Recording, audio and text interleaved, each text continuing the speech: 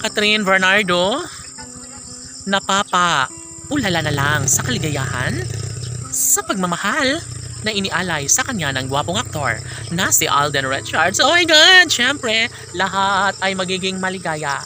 Lahat ay pangarap na sana'y magtagumpay ang dalaga sa kanyang hangarin na makatuluyan sana ang pretty girl sa gwapong aktor na si Alden Richards. Yes, sigurado na rin naman umano na ang lahat ay natutuwa, no? Lalo na kapag magiging makatotohanan na ang isa sa pinakahiniling at pangarap ng taong bayan na sana'y magiging isang official na Mrs. Richards na bandang huli ang pretty girl na si Catherine Bernardo. At tanging ang gwapong aktor lamang ang nararapat na makatuluyan ng pretty girl na si Catherine.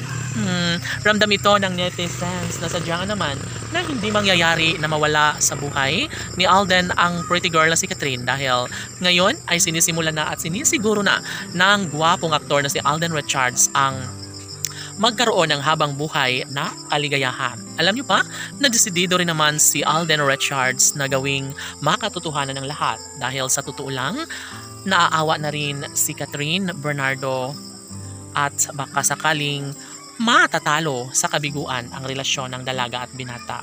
Of course, huling-huli sa mga mata ni Catherine Bernardo at sadyang naman na gano'n niya sobrang kamahal ni Catherine si Alden Richards at wala nang ibang makapagbibigay kaligayahan sa puso ni Catherine kundi ang gwapong aktor na si Alden Richards. Laging pakatandaan na kahit ano pa ang mangyayari, mas desidido pa rin si Catherine Bernardo na magkaroon ng walang hanggang kaligayahan sa piling ng lalaking nagbibigay sa kanya ng importansya.